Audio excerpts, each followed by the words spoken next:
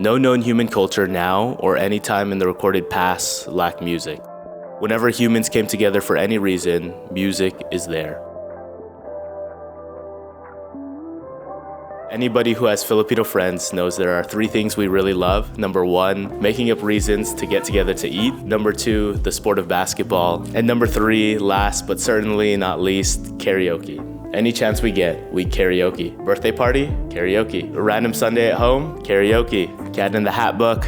Believe it or not, also karaoke, to the tune of Rockin' Robin, apparently. So growing up, music was a huge part of my life. Just like many other Filipino children, I began singing in our church's children's choir from the age of probably 3 or 4, was placed in piano lessons once I entered kindergarten, and played the cornet in school band up until college. Our house was always filled with music, and if it wasn't karaoke with my family, it was me or my sister practicing piano and various other instruments throughout the years. Music was and is absolutely ingrained in the cultures of Filipinos, with many of us coming from a religious background where we'd have large gatherings at church or have family get-togethers and parties, and music, especially singing, would always find its way in somehow. I remember when we took those standardized tests where you have to fill in the bubbles to these multiple choice questions, and before we started the test, they would ask you where you were from, and I remember for probably all of elementary, I was always torn on whether I should fill out the Pacific Islander category or the Asian category, and my reasoning being is that the Philippines is an island in the Pacific, therefore I am a Pacific Islander, which makes a lot of sense, right? Anyways, our cultures share a lot of similarities, and one of the things I love the most is our shared love for family, community, and music. So again, for me growing up, I associated music with these 3 things: family, worship, and joy. Now, that love for music in our household probably is what made us gravitate towards the new show that was taking over TV sets all across the United States in 2002, and that show was called American Idol. In American Idol, singers would audition in front of 3 judges, the legendary Paula, Randy, and the notoriously hard-to-please Simon, and the show would go from city to city in the US with people lining up for hours just for the chance to audition in hopes of making it on TV and maybe becoming the next American Idol. Coincidentally, I currently live in the city right next to where the winner of the first season grew up, the uber-talented Kelly Clarkson. Cool beans. Anyways, my family and I became faithful viewers of American Idol, but there was one contestant that probably sticks out in my head more than any other contestant in history. And his name is William Hung. And his audition would go down in American Idol infamy, William choosing to sing and as a bonus, dance the Ricky Martin song, She Bang. After finishing his enthusiastic performance, which had Randy covering his face with his paper, Paula trying her best to enthusiastically dance along, and had Simon in utter disgust saying about William's performance, and I quote, "One of the worst auditions we've had this year," and described it as grotesque, then said to him, "You can't sing, you can't dance, so what do you want me to say?" To which William very graciously responded, I already gave my best, and I have no regrets at all.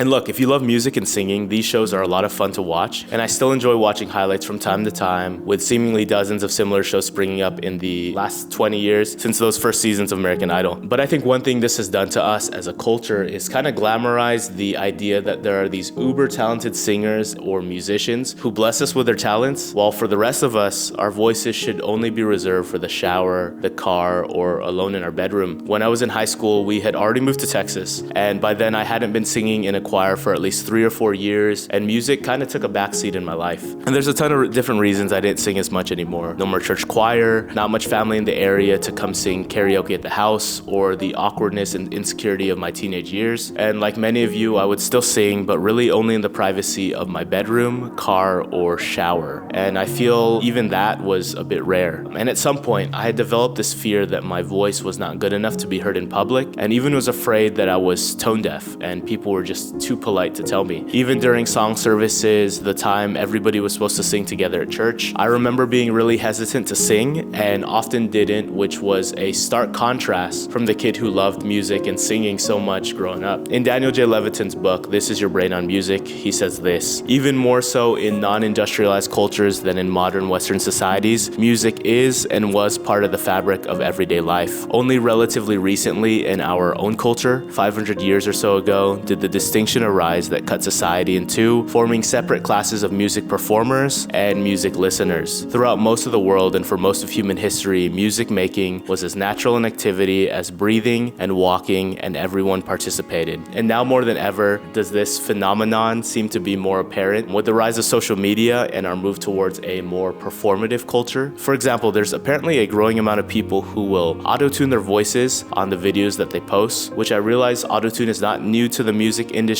and is probably more common than we think. What makes me feel really uneasy about these videos is the fact that they try to make the video feel that it's organic or natural, like they were just recorded unedited, and that they just so happen to pick up the phone with their friends and start singing, and that their voices were just absolutely in pitch perfect tune. And to me, it makes me kind of sad, because to me, it makes me feel like maybe we've kind of lost sight of what makes music so great, because I definitely did too. I got so caught up in this idea that, hey, if Randy, Paula, or Simon wouldn't give you that golden ticket to Hollywood, that if they wouldn't like your voice or think it was good enough, maybe you shouldn't sing out loud or sing in public. And again, it makes me sad for the kid that loved to sing, but spent 10 years of his life so worried about what other people thought, too afraid to do something that he enjoyed so much because he didn't think he was good enough. Now, I want to share a video with you guys, but before I show you this video, I just want to warn some of you guys, it may be offensive to some because I am so stereotypically Filipino in this video that it's almost offensive. So you see, my co-instructor is capturing this moment, and there I am, a Filipino boy who is also a nurse, teaching a nursing school clinical, and you see me in the lab coat, and I've been somehow convinced by my nursing students, to sing karaoke for the residents of this nursing home, which actually was the nursing home I first worked at when I became a nurse. And I think up until this point, I don't think I'd sang karaoke or sang generally in public for a really long time, probably a decade at this point. So I had to reach real deep in the archives and pull out my signature song, the most requested song by my aunts and uncles when I was a wee lad, the song that consistently got me 99 on the Magic Sing, Please Release Me by Engelbert Humperdinck. And I remember my heart pounding out of my chest, just really nervous to sing in public with a mic, my voice shaking a bit as I sang those first lines. But maybe halfway through the song, after the nerves had settled just a little bit, I began to enjoy myself, and I saw some of the residents singing along with some of the staff also singing, and my students egging me on and singing along as well. And while I was driving home after we finished our clinical that day, I realized how much I missed that. I miss the joy of singing with other people and just the happiness that would fill the room. Music and singing isn't just for those who are uber talented. While I'm grateful for the Tori Kellys, the AJ Raphaels, the Jeremy Passions, or the Jacob Colliers of the world, or insert your favorite artist in here, I'm grateful for their talent and their music that they produce and what it contributes to the world. But to me, music and singing are about three things. It's about expressing or experiencing deep emotions, whether happy, sad, or somewhere in between. As a Christian, to me, it's about worshiping a God who I love and who loves me. And it's about community, experiencing the joy of voices joined together, synchronized in song. And when I think about it, my favorite music memories from my life aren't my performances. Instead, it's usually about one of three things, or a combination of these three. One of my favorite memories ever was a night me and my friends were helping our friend Sean pack his belongings as he began his move to Philadelphia for residency. And we played this really stupid song that was from the TV show Impractical Jokers, and just looped it for like 2 hours. Are we there yet? It's 1, 2, 3, 4, 5.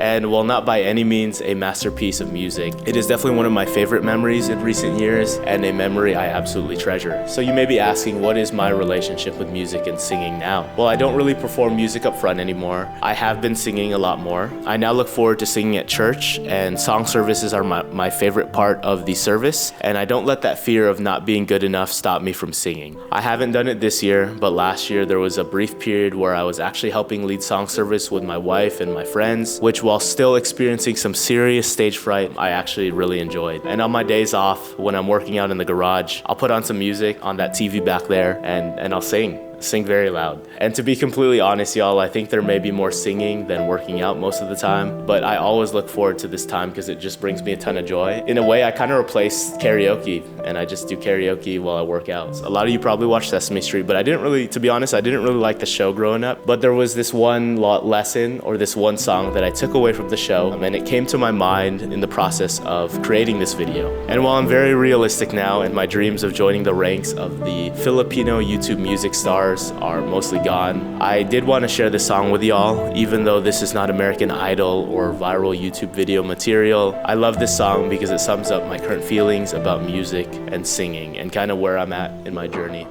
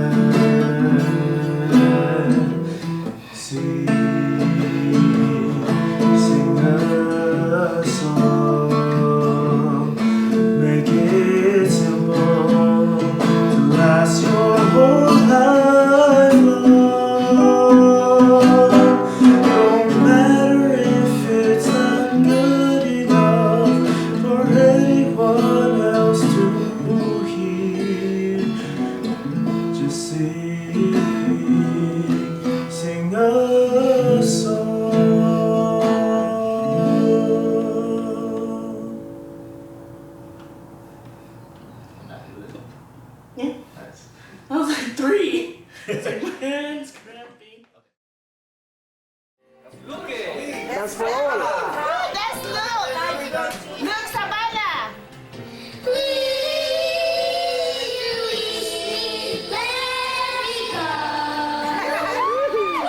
Sing ang masikul.